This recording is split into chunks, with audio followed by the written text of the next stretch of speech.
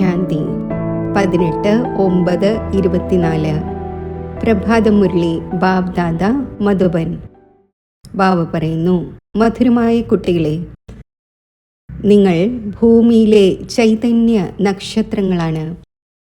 നിങ്ങൾ മുഴുവൻ വിശ്വത്തിനും പ്രകാശം നൽകണം.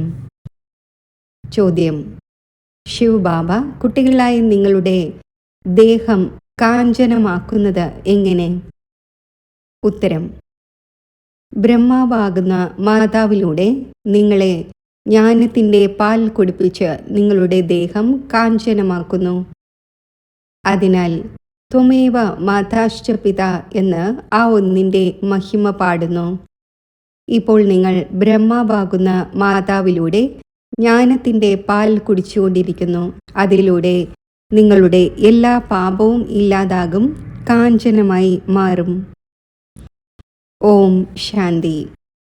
ആത്മീയ പിതാവിരുന്ന് മനസ്സിലാക്കിച്ചു തരുന്നു. ആകാശത്ത് നക്ഷത്രങ്ങൾ ഉള്ളതുപോലെ കുട്ടികളായ നിങ്ങളെക്കുറിച്ചും പാടുന്നു. ഇത് ഭൂമിയിലെ നക്ഷത്രങ്ങളാണ്. അതിനെയും നക്ഷത്ര ദേവത എന്നാണ് പറയുന്നത്.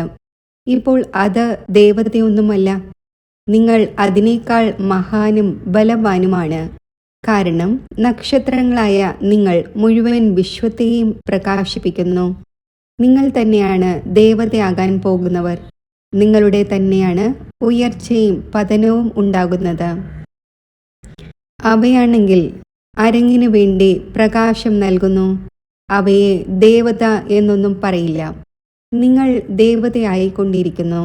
നിങ്ങൾ മുഴുവൻ വിശ്വത്തെയും പ്രകാശിപ്പിക്കുന്നവരാണ്. ഇപ്പോൾ മുഴുവൻ വിശ്വത്തിലും ഘോര അന്ധകാരമാണ്, പതീതമായിരിക്കുകയാണ്. ഇപ്പോൾ ബാബ മധുരമധുരമായ കുട്ടികളായി നിങ്ങളെ ദേവതയാക്കുവാൻ വരുന്നു. മനുഷ്യരാണെങ്കിൽ എല്ലാത്തിനെയും ദേവതയായി മനസ്സിലാക്കുന്നു. സൂര്യനെയും ദേവത എന്ന് പറയുന്നു. ചിലയിടങ്ങളിൽ സൂര്യൻ്റെ കൊടിയും വയ്ക്കുന്നു.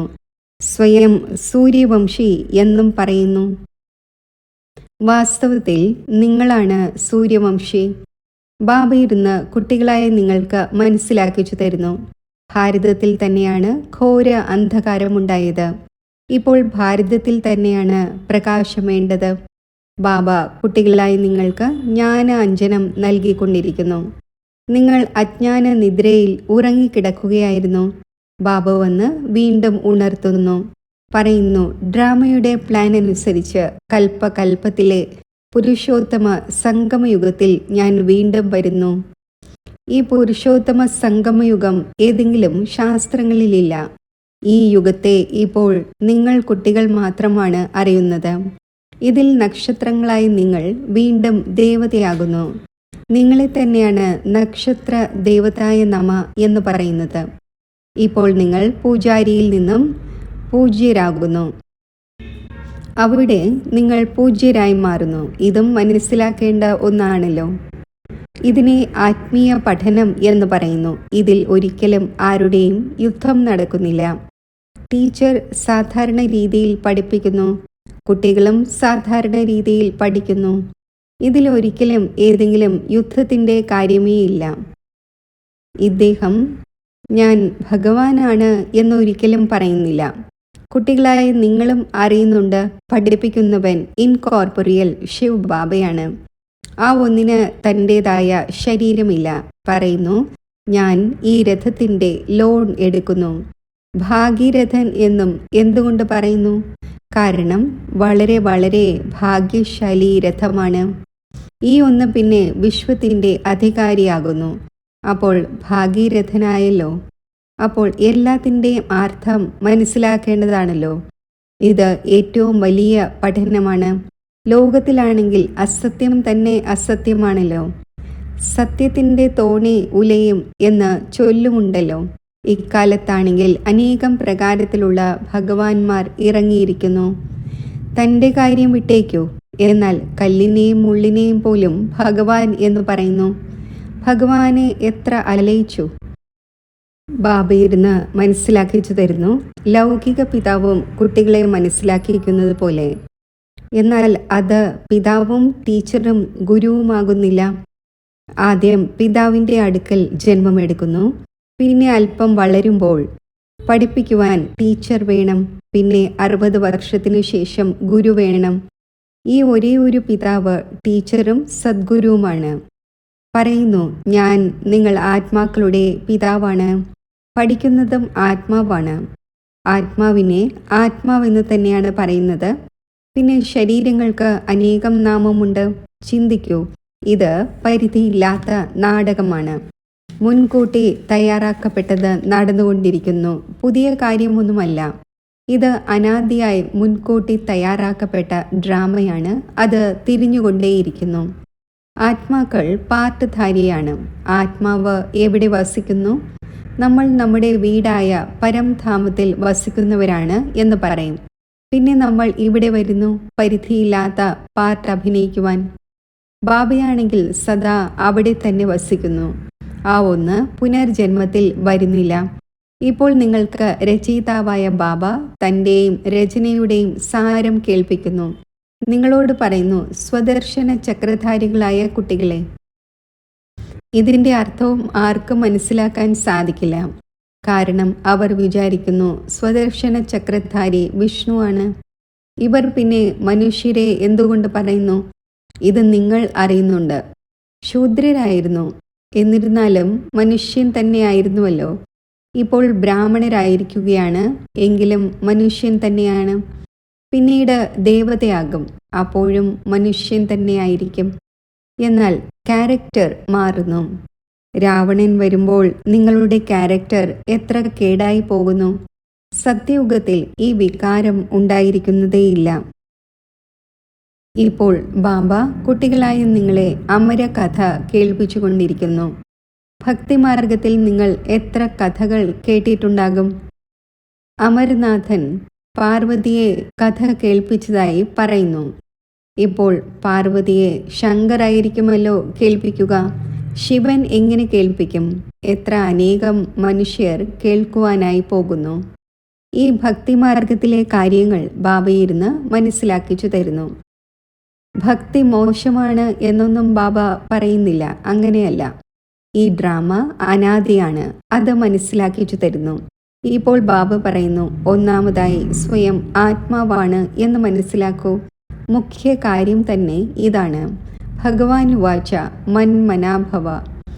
ഇതിൻ്റെ അർത്ഥം എന്താണ്? ഇത് ബാബയിരുന്ന് വായിക്കൊണ്ട് കേൾപ്പിക്കുന്നു. അപ്പോൾ ഇത് ഗൗമുഖമാണ്. ഇതും മനസ്സിലാക്കിച്ചു തന്നു. ത്വമേവ മാതാശ്ചപിത എന്ന് ആ ഒന്നിനെ തന്നെയാണ് പറയുന്നത്. അപ്പോൾ ഈ മാതാവിലൂടെ നിങ്ങൾ ഏവരെയും അഡോപ്റ്റ് ചെയ്തു. ശിവ് ബാബ പറയുന്നു, ഈ മുഖത്തിലൂടെ കുട്ടികളായ നിങ്ങളെ ജ്ഞാന പാൽ കുടിപ്പിക്കുന്നു. അപ്പോൾ നിങ്ങളുടെ ഏതെല്ലാം പാപമുണ്ടോ അതെല്ലാം ഭസ്മമായി നിങ്ങളുടെ ആത്മാവ് കാഞ്ചനമാകുന്നു. അപ്പോൾ ദേഹവും കാഞ്ചനമായത് ലഭിക്കുന്നു. ആത്മാക്കൾ തീർത്തും പ്യോറും കാഞ്ചനവുമായി മാറുന്നു. പിന്നെ പതുക്കെ പതുക്കെ പടികളിറങ്ങുന്നു. ഇപ്പോൾ നിങ്ങൾ മനസ്സിലാക്കി, നമ്മൾ ആത്മാക്കളും കാഞ്ചനമായിരുന്നു, ശരീരവും കാഞ്ചനമായിരുന്നു. പിന്നെ ഡ്രാമയനുസരിച്ച് നമ്മൾ 84ന്റെ ചക്രത്തിൽ വന്നു. ഇപ്പോൾ കാഞ്ചനമല്ല. ഇപ്പോഴാണെങ്കിൽ 9 കാരറ്റ് എന്ന് പറയും. ബാക്കി അല്പം പെർസെൻറ്റേജ് അവശേഷിക്കുന്നു. പൂർണ്ണമായും പ്രായേണ ലോപിച്ചു എന്ന് പറയില്ല. കുറച്ചൊക്കെ ശാന്തി അവശേഷിക്കുന്നു. ബാബ ഈ അടയാളത്തെക്കുറിച്ചും പറഞ്ഞു തന്നിട്ടുണ്ട്. ലക്ഷ്മി നാരായണന്റെ ചിത്രമാണ് നമ്പർ 1. ഇപ്പോൾ നിങ്ങളുടെ ബുദ്ധിയിൽ മുഴുവൻ ചക്രവും വന്നു കഴിഞ്ഞു. ബാബയുടെ പരിചയവും വന്നു കഴിഞ്ഞു.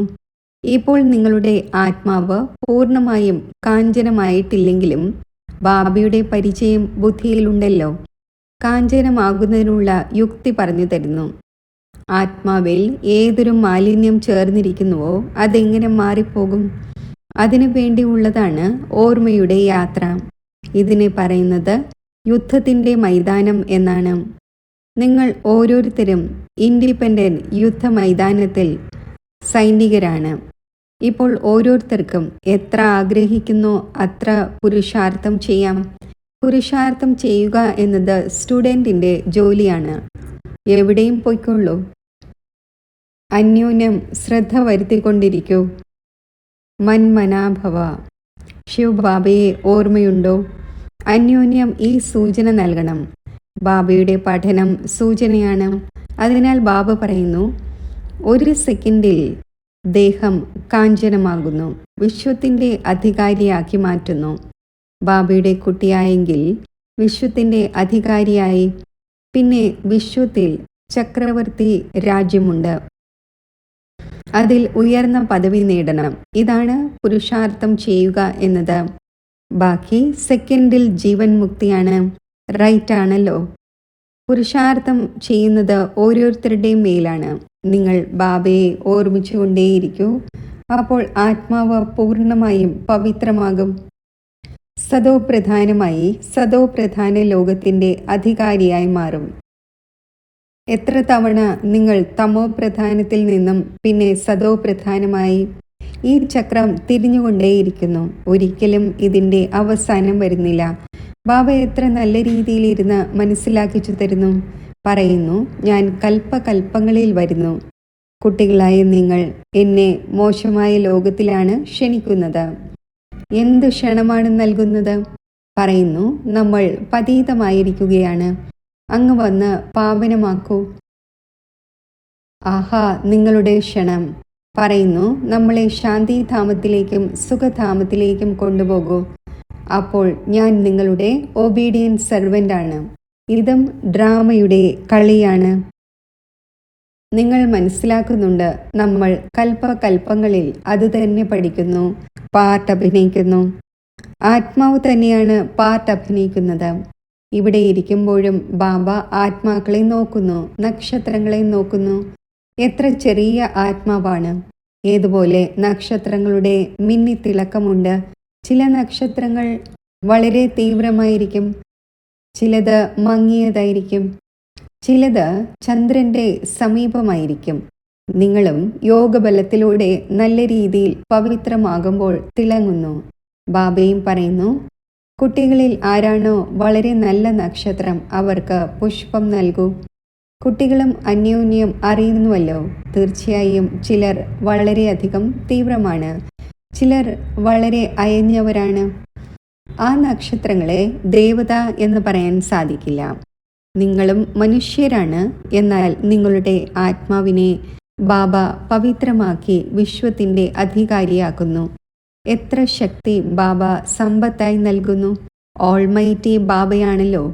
ബാബ പറയുന്നു, ഞാൻ കുട്ടികളായി നിങ്ങൾക്ക് ഇത്രയും മൈറ്റ് നൽകുന്നു. ഇങ്ങനെ പാടുന്നുമുണ്ടല്ലോ ശിവബാബ. അങ്ങ് ഇരുന്ന് നമ്മളെ പഠനത്തിലൂടെ മനുഷ്യനിൽ നിന്നും ദേവതയാക്കുന്നു. ആഹാ, ഇങ്ങനെ ആരും തന്നെ ആക്കുന്നില്ല. പഠനം സോഴ്സ് ഓഫ് ഇൻകം ആണല്ലോ. മുഴുവൻ ആകാശവും ഭൂമിയുമെല്ലാം നമ്മുടേതാകുന്നു. ആർക്കും തട്ടിയെടുക്കാൻ സാധിക്കില്ല. അതിനെ പറയുന്നത് അചഞ്ചല രാജ്യം എന്നാണ്. ആർക്കും ഖണ്ഡിക്കാൻ സാധിക്കില്ല, ആർക്കും കത്തിക്കാൻ സാധിക്കില്ല. അപ്പോൾ ഇങ്ങനെയുള്ള ബാബയുടെ ശ്രീമത്തിലൂടെ നടക്കേണ്ടതാണ്. ഓരോരുത്തരും സ്വന്തം പുരുഷാർത്ഥം ചെയ്യേണ്ടതുണ്ട്. കുട്ടികൾ മ്യൂസിയവും മറ്റും ഉണ്ടാക്കുന്നു. ഈ ചിത്രങ്ങളിലൂടെയും മറ്റും സമാന വിഭാഗക്കാരെ മനസ്സിലാക്കിച്ചു കൊടുക്കണം. ബാബ ഡയറക്ഷൻ നൽകിക്കൊണ്ടിരിക്കുന്നു. ഏത് ചിത്രം വേണമോ ഉണ്ടാക്കിക്കൊള്ളൂ. ബുദ്ധി എല്ലാവരുടെയും പ്രവർത്തിക്കുന്നു. മനുഷ്യരുടെ മംഗളത്തിന് വേണ്ടി തന്നെയാണ് ഇത് ഉണ്ടാക്കപ്പെടുന്നത്. നിങ്ങൾ അറിയുന്നുണ്ട്, സെൻറ്ററിൽ ചിലപ്പോൾ ചിലർ വരുന്നു. അവർ സ്വയമേ വന്ന് മധുരം വാങ്ങാൻ തക്കവണ്ണം എന്ത് യുക്തി രചിക്കട്ടെ. ആരുടെയെങ്കിലും മിഠായി നല്ലതാണെങ്കിൽ അഡ്വർടൈസ്മെൻറ്റ് ഉണ്ടാകുന്നു. അന്യോന്യം പറയും, ഇന്നയാളുടെ കടയിൽ പോകൂ, ഇത് വളരെ നല്ലതിലും നല്ല നമ്പർ 1 മിഠായിയാണ്. ഇങ്ങനെയുള്ള മിഠായി ആർക്കും നൽകുവാൻ സാധിക്കില്ല. ഒരാൾ കണ്ടിട്ട് പോകുമ്പോൾ മറ്റുള്ളവരെയും കേൾപ്പിക്കുന്നു. ചിന്ത നടക്കുന്നു. മുഴുവൻ ഭാരതവും എങ്ങനെയാണ് ഗോൾഡൻ ഏജിലേക്ക് വരുന്നത്. അതിനുവേണ്ടി എത്ര മനസ്സിലാക്കിക്കുന്നു. എന്നാൽ കല്ല് ബുദ്ധിയാണ്. പ്രയത്നം ഉണ്ടാകുമല്ലോ. വേട്ടയാടുവാനും പഠിക്കേണ്ടതുണ്ടല്ലോ. ആദ്യം ചെറിയ വേട്ടയാടൽ പഠിക്കുന്നു. വലിയ ഇരയ്ക്കു വേണ്ടി ശക്തി വേണമല്ലോ. എത്ര വലിയ വലിയ വിദ്വാൻമാരും പണ്ഡിതനുമാണുള്ളത്. വേദശാസ്ത്രങ്ങളും മറ്റും പഠിച്ചവരാണ്. സ്വയം എത്ര വലിയ അതോറിറ്റിയായി മനസ്സിലാക്കുന്നു. ബനാറസിൽ അവർക്ക് എത്ര വലിയ വലിയ ടൈറ്റിൽ ലഭിക്കുന്നു. അതിനാൽ ബാബ മനസ്സിലാക്കിച്ചു തന്നിട്ടുണ്ടായിരുന്നു, ആദ്യം ബനാറസിൽ സേവനത്താൽ ചുറ്റിവളയണം. വലിയ ആൾക്കാരുടെ ശബ്ദം വ്യാപിക്കും. അപ്പോൾ ആരെങ്കിലും കേൾക്കും. ചെറിയവർ പറയുന്ന കാര്യം ആരും കേൾക്കുന്നില്ല. ആരാണോ സ്വയം തങ്ങളെ ശാസ്ത്രങ്ങളുടെ അതോറിറ്റിയായി മനസ്സിലാക്കുന്നത്, ആ സിംഹങ്ങൾക്ക് മനസ്സിലാക്കിച്ചു കൊടുക്കണം. എത്ര വലിയ വലിയ ടൈറ്റിൽ നൽകുന്നു. ശിവബാബയ്ക്ക് പോലും ഇത്രയും ടൈറ്റിൽ ഇല്ല. ഭക്തിമാർഗത്തിൻ്റെ രാജ്യമാണല്ലോ. പിന്നെ ഉണ്ടാകുന്നത് ജ്ഞാനമാർഗത്തിൻ്റെ രാജ്യമാണ്. ജ്ഞാനമാർഗത്തിൽ ഭക്തി ഉണ്ടായിരിക്കുന്നില്ല. ഭക്തിയിൽ പിന്നെ ജ്ഞാനം തീർത്തും ഉണ്ടായിരിക്കുകയില്ല. ഇത് ബാബ മനസ്സിലാക്കിച്ചു തരുന്നു. ബാബ നോക്കുന്നതും ഇങ്ങനെയാണ്. ഈ നക്ഷത്രങ്ങൾ ഇരിക്കുകയാണ് എന്ന് മനസ്സിലാക്കുന്നു. ദേഹത്തിൻ്റെ ബോധം ഉപേക്ഷിക്കണം. ഏതുപോലെ മുകളിൽ നക്ഷത്രങ്ങളുടെ മിന്നിത്തിളക്കമുണ്ടോ, അതേപോലെ ഇവിടെയും മിന്നിത്തിളക്കം ഉണ്ട്. ചിലരൊക്കെ വളരെയധികം തീവ്രമായ പ്രകാശമുള്ളവർ ആയിരിക്കുകയാണ്. ഇതാണ് ഭൂമിയിലെ നക്ഷത്രങ്ങൾ. അവരെ തന്നെയാണ് ദേവത എന്ന് പറയുന്നത്. ഇത് എത്ര വലിയ പരിധിയില്ലാത്ത അരങ്ങാണ്. ബാബ മനസ്സിലാക്കിച്ചു തരുന്നു, അതാണ് പരിധിയുള്ള രാത്രിയും പകലും. പിന്നെ ഇതാണ് പരിധിയില്ലാത്ത പകുതി കൽപ്പത്തെ രാത്രിയും പകുതി കൽപ്പത്തെ പകലും. പകലിൽ സുഖം തന്നെ സുഖമാണ്. എവിടെയും തിരക്കേണ്ട ആവശ്യമില്ല. ജ്ഞാനത്തിൽ സുഖമാണ്, ഭക്തിയിൽ ദുഃഖമാണ്. സത്യയുഗത്തിൽ ദുഃഖത്തിൻ്റെ പേരേയില്ല. അവിടെ കാലനുണ്ടായിരിക്കില്ല. നിങ്ങൾ കാലൻ്റെ മേൽ ജയം നേടുന്നു. മൃത്യുവിൻ്റെ പേരേയില്ല. അത് അമരലോകമാണ്. നിങ്ങൾക്കറിയാം, ബാബ നമ്മളെ അമര കഥ കേൾപ്പിച്ചുകൊണ്ടിരിക്കുന്നു, അമരലോകത്തിലേക്ക് വേണ്ടി. ഇപ്പോൾ നിങ്ങൾ മധുരമധുരമായ കുട്ടികൾക്ക് മുകളിൽ നിന്നും തുടങ്ങി മുഴുവൻ ചക്രവും ബുദ്ധിയിലുണ്ട്. നമ്മൾ ആത്മാക്കളുടെ വീടാണ് ബ്രഹ്മലോകം എന്ന് അറിയുന്നുണ്ട്. അവിടെ നിന്നും നമ്പർ അനുസരിച്ച് പാർട്ട് അഭിനയിക്കുവാൻ ഇവിടെ വരുന്നു. അനേകം ആത്മാക്കളുണ്ട്. ഓരോരുത്തരുടെയും കാര്യം ഇരുന്ന് പറഞ്ഞു തരികയില്ല, നട്ട്ഷെല്ലിൽ പറഞ്ഞു തരുന്നു. എത്ര ശാഖോപശാഖകളുണ്ട്. അവ വന്ന് വൃക്ഷം അഭിവൃദ്ധി പ്രാപിക്കുന്നു. ധാരാളം പേരുണ്ട്, അവർക്ക് സ്വന്തം ധർമ്മത്തെക്കുറിച്ച് പോലും അറിയില്ല. ബാബ വന്ന് മനസ്സിലാക്കിച്ചു തരുന്നു, നിങ്ങൾ യഥാർത്ഥത്തിൽ ദേവീദേവതാ ധർമ്മത്തിലേതാണ്. എന്നാൽ ഇപ്പോൾ ധർമ്മഭ്രഷ്ടവും കർമ്മഭ്രഷ്ടവുമായിരിക്കുന്നു. ഇപ്പോൾ കുട്ടികളായ നിങ്ങളുടെ ബുദ്ധിയിലുണ്ട്, നമ്മൾ യഥാർത്ഥത്തിൽ ശാന്തിധാമത്തിൽ വസിക്കുന്നവരാണ്. പിന്നെ പാർട്ട് അഭിനയിക്കാൻ വരുന്നു. ഈ ലക്ഷ്മി നാരായണൻ്റെ രാജ്യമുണ്ടായിരുന്നു, ഇവരുടെ ഡിനാസ്റ്റി ഉണ്ടായിരുന്നു. പിന്നെ ഇപ്പോൾ സംഗമയുഗത്തിൽ നിൽക്കുകയാണ്. ബാബ പറഞ്ഞു തന്നിട്ടുണ്ട്, നിങ്ങൾ സൂര്യവംശിയായിരുന്നു, പിന്നെ ചന്ദ്രവംശിയായിരിക്കുകയാണ്. പിന്നെ ഇടയിലുള്ളത് ബൈ പ്ലോട്ട്സ് ആണ്. ഈ കളി പരിധിയില്ലാത്തതാണ്. ഇത് എത്ര ചെറിയ വൃക്ഷമാണ്. ബ്രാഹ്മണരുടെ കുലമാണ്. പിന്നെ എത്ര വലുതാകുന്നു. എല്ലാവരെയും കണ്ടുമുട്ടാനും സാധിക്കില്ല. പലയിടത്തും ചുറ്റി വളഞ്ഞുകൊണ്ടിരിക്കുന്നു. ബാബ പറയുന്നു, ഡൽഹിയെയും ബനാറസിനെയും ചുറ്റി വളയൂ. പിന്നെ പറയുന്നു, മുഴുവൻ ലോകത്തെയും നിങ്ങൾ ചുറ്റി വളയുന്നവരാണ്. നിങ്ങൾ യോഗബലത്തിലൂടെ മുഴുവൻ ലോകത്തിന്മേലും ഒരു രാജ്യത്തിൻ്റെ സ്ഥാപന ചെയ്യുന്നു. എത്ര സന്തോഷമുണ്ടാകുന്നു. ചിലർ ഒരിടത്തും ചിലർ മറ്റൊരിടത്തും പോയിക്കൊണ്ടിരിക്കുന്നു.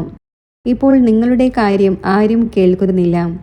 എപ്പോഴാണോ വലിയ വലിയ വ്യക്തികൾ വരുന്നത്, പത്രങ്ങളിൽ വരുന്നത്, അപ്പോൾ മനസ്സിലാക്കും.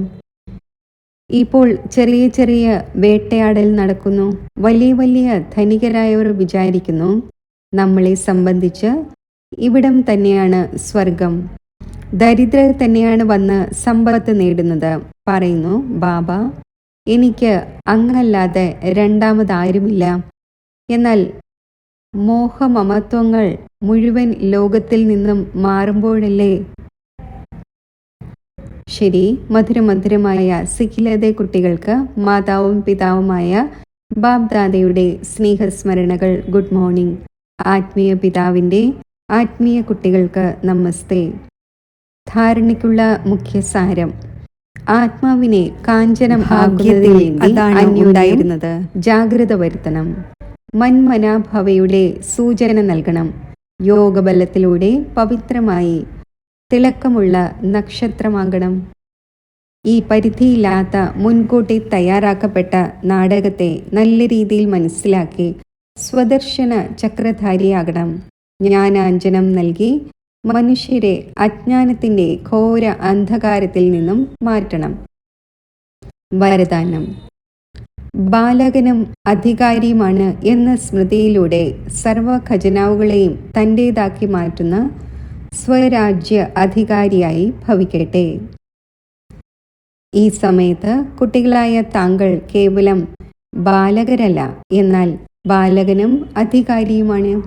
ഒന്നാമതായി സ്വരാജ്യ അധികാരിയായ അധികാരി, രണ്ടാമതായി ബാബയുടെ സമ്പത്തിൻ്റെ അധികാരി.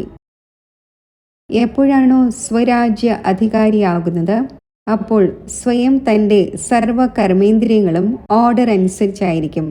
എന്നാൽ സമയം പ്രതി സമയം അധികാരത്തിൻ്റെ സ്മൃതിയെ മറപ്പിച്ച് വശപ്പെടുത്തുന്നത് ഈ മനസ്സാണ്.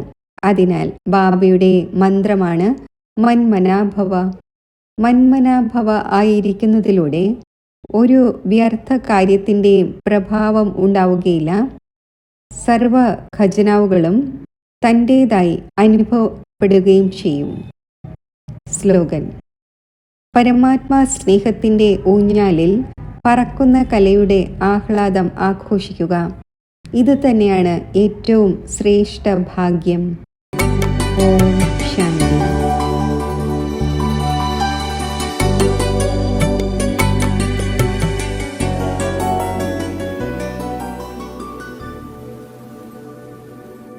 ഞാൻ ആത്മാവ് ഒരു തിളങ്ങുന്ന നക്ഷത്രമായി ഭൃഗുടിയാകുന്ന സിംഹാസനത്തിൽ സ്ഥിതി ചെയ്യുന്നു.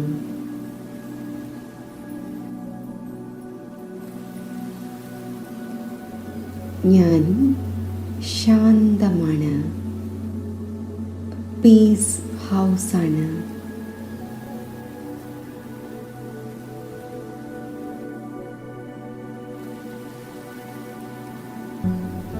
ശാന്തിയുടെ സ്വരൂപമാണ്.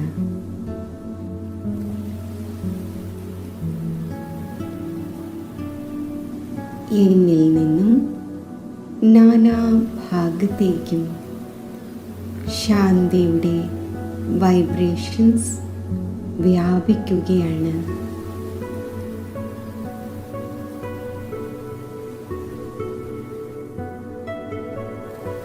പരമധാമത്തിൽ ശാന്തിയുടെ സാഗരമായ പരമജ്യോതിസായ ശിവബാബയിൽ നിന്നും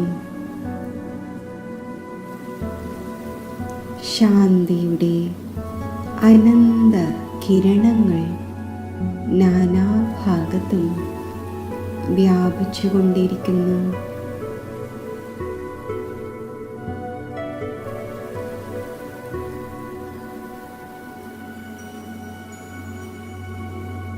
ശാന്തിയുടെ ആ കിരണങ്ങൾ ഇപ്പോൾ താഴേക്ക് വരികയാണ്. എന്നിൽ ഉൾക്കൊള്ളപ്പെടുകയാണ്.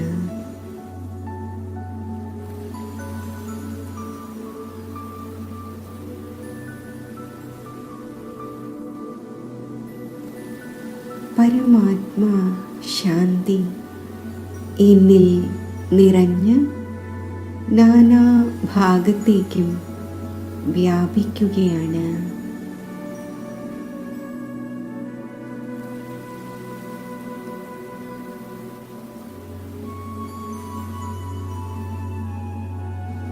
മുഴുവൻ വിശ്വത്തിലും ശാന്തിയുടെ ഈ തരംഗങ്ങൾ എത്തിച്ചേരുകയാണ്.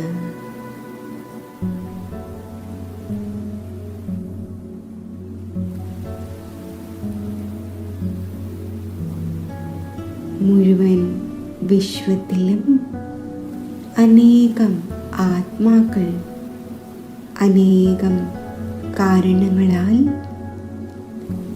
അശാന്തിയുടെ ജ്വാലയിൽ എരിഞ്ഞുകൊണ്ടിരിക്കുന്നു. പരമാത്മാ ശാന്തിയുടെ ഈ തരംഗങ്ങൾ ശീതളമായ വൈബ്രേഷൻസ് 4 ഭാഗത്തും വ്യാപിച്ച് ആ ആത്മാക്കളുടെ ചിത്തത്തിലെ അശാന്തിയുടെ അഗ്നിയെ അണയ്ക്കുന്നു.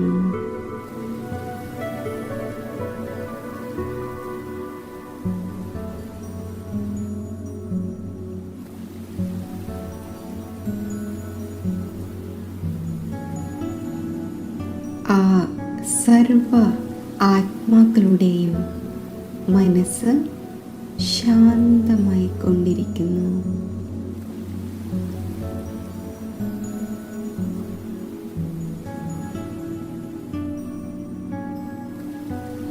പരമാത്മാ ശാന്തി എന്നിൽ നിറഞ്ഞ് 4 ഭാഗത്തും വ്യാപിച്ചുകൊണ്ടിരിക്കുന്നു.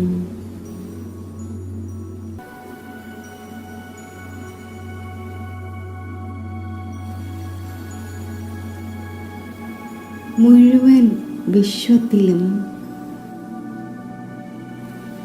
Deep silence രചിക്കപ്പെടുന്നു.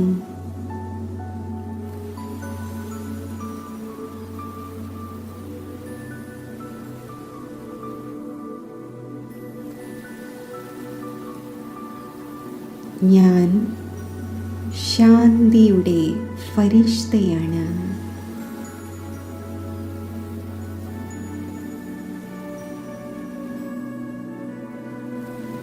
സൂക്ഷ്മലോകത്തിലേക്ക് ഞാൻ എത്തിച്ചേരുന്നു.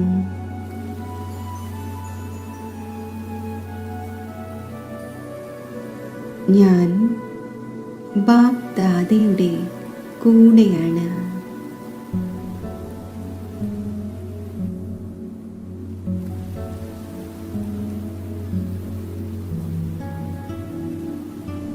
ബാബയുടെ മസ്തകത്തിൽ നിന്നും ശാന്തിയുടെ അനന്ത കിരണങ്ങൾ താഴെ ലോകത്തിൽ വ്യാപിക്കുന്നു.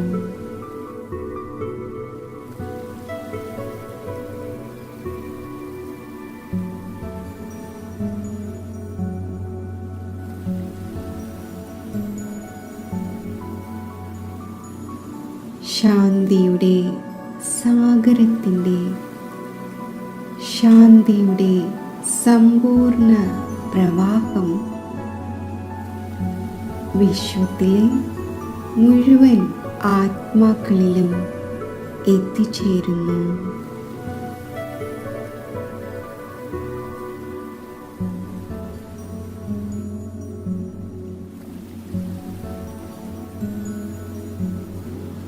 ഞാനും ബാബയുടെ കൂടെ പീസ് ഹൗസായി സ്ഥിതി ചെയ്യുന്നു.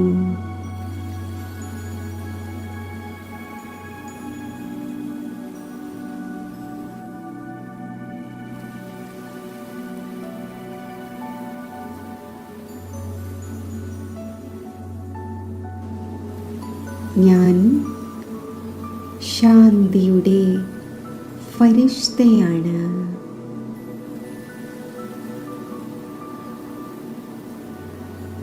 എൻ്റെ മസ്തകത്തിൽ നിന്നും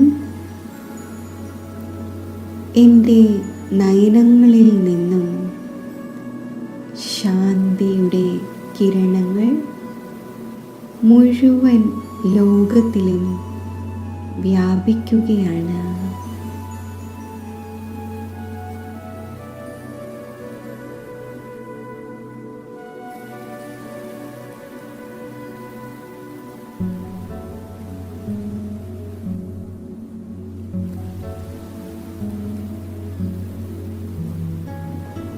സൂക്ഷ്മ ലോകത്തിൽ നിന്നും ബാപ് ദാദയോടൊപ്പം ഞാനും ശാന്തിയുടെ വൈബ്രേഷൻസ് മുഴുവൻ വിശ്വത്തിലേക്കും വ്യാപിപ്പിക്കുന്നു.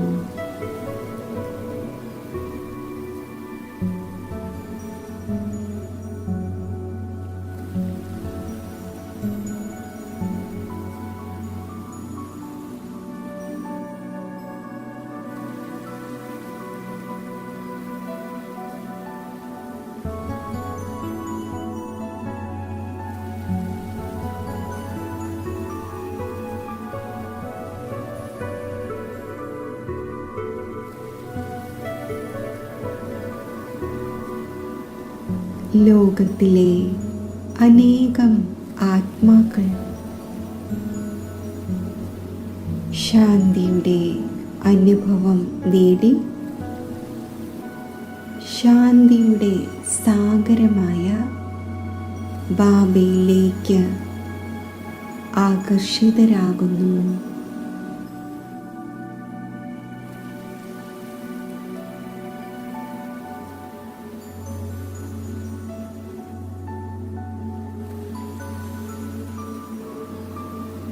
ഇപ്പോൾ ഞാൻ തിളങ്ങുന്ന മണിയായ ആത്മാവ്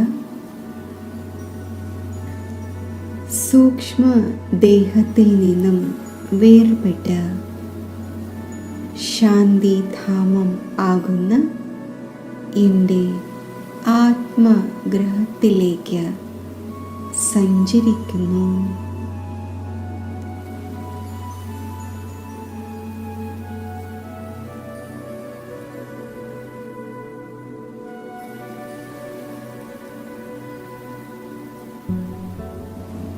ഞാൻ ശാന്തിധാമത്തിലാണ്.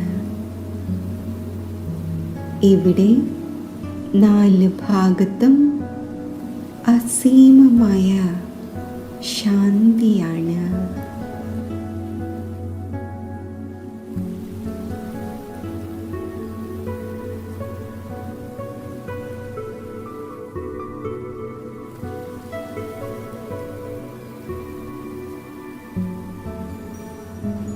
എൻ്റെ ചിത്തം സമ്പൂർണ്ണ ശാന്തിയിൽ സ്ഥിതി ചെയ്യുന്നു.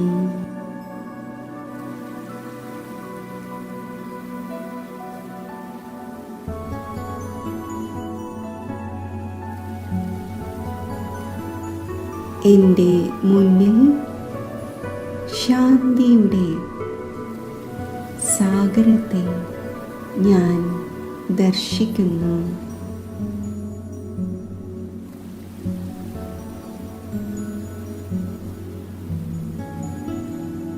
ശാന്തി സാഗരത്തിൽ നിന്നും ശാന്തിയുടെ അനന്ത കിരണങ്ങൾ താഴെ മുഴുവൻ ലോകത്തിലേക്കും വ്യാപിക്കുകയാണ്.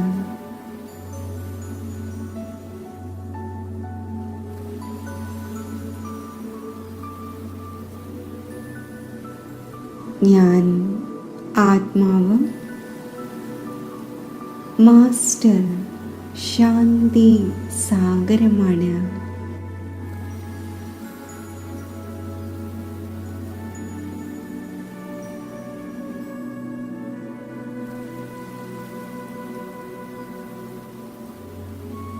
ശാന്തി സാഗരമായ ബാബയോടൊപ്പം മുഴുവൻ വിശ്വത്തിലേക്കും ശാന്തിയുടെ വൈബ്രേഷൻസ് വ്യാപിപ്പിക്കുകയാണ്.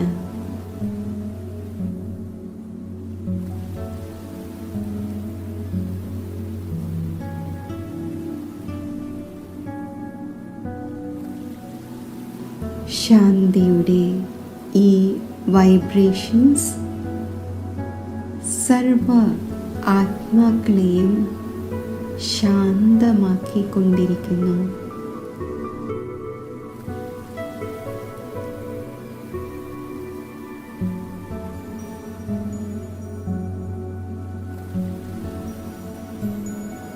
ലോകത്തിൽ നിന്നും അശാന്തി മാഞ്ഞു പോവുകയാണ്.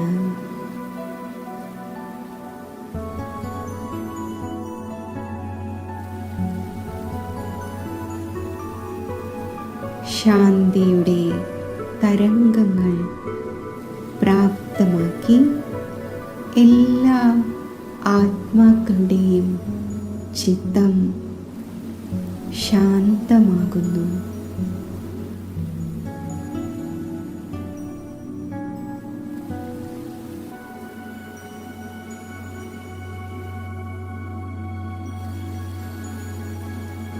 അന്തരീക്ഷം മുഴുവൻ ശാന്തിയുടെ തരംഗങ്ങൾ നിറഞ്ഞ്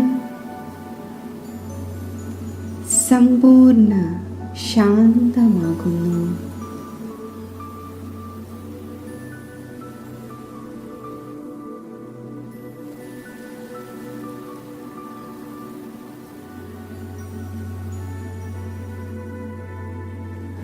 ഞാനും ശാന്തി സാഗരവുമായി കമ്പൈൻഡ് ആയിരിക്കുന്നു. എന്നിലും സമ്പൂർണ്ണ ഈശ്വരീയ ശാന്തിയുടെ നിറവ് ഞാൻ അനുഭവിക്കുന്നു.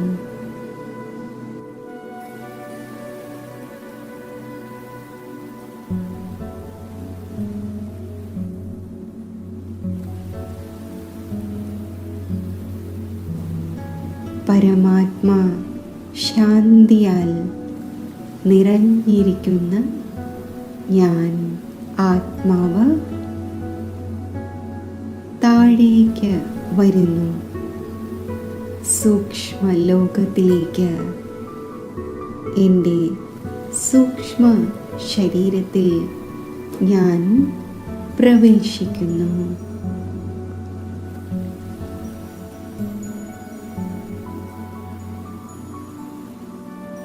ഞാൻ ശാന്തിയുടെ ഫരിഷ്തയാണ്.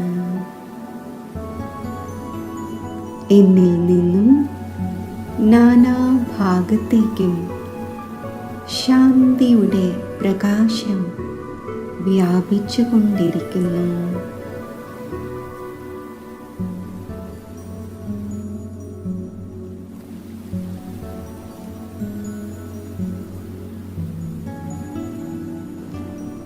ശാന്തിയുടെ ഫരിഷ്തയായ ഞാൻ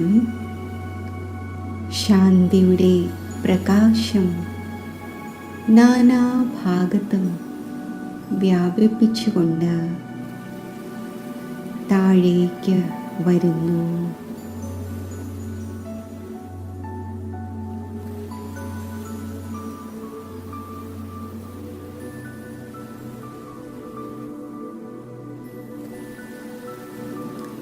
ആകാശം മുഴുവൻ ശാന്തിയുടെ തരംഗങ്ങളായി നിറയുന്നു. മുഴുവൻ പ്രകൃതിയും ശാന്തിയുടെ കിരണങ്ങൾ ഉൾക്കൊള്ളുകയാണ്. ഫരിഷ്തയായ ഞാൻ എൻ്റെ സ്ഥൂല ദേഹത്തിലേക്ക് പ്രവേശിക്കുന്നു. ഞാൻ ശാന്തിയുടെ ഫരിഷ്തയായി ദേഹത്തിൽ സ്ഥിതി ചെയ്യുമ്പോൾ ദേഹം മുഴുവൻ ശാന്തിയുടെ പ്രകാശ കിരണങ്ങൾ വ്യാപിച്ച് സർവ കർമ്മേന്ദ്രിയങ്ങളും സമ്പൂർണ്ണ ശീതളവും ശാന്തവും ആകുന്നു. ശരീരത്തിലെ ഓരോ കോശങ്ങളിലും ഈശ്വരീയ ശാന്തി നിറയുന്നു. എൻ്റെ ശരീരവും മനസ്സും ശാന്തിയുടെ ശക്തിയാൽ സമ്പന്നം ആയിരിക്കുന്നു.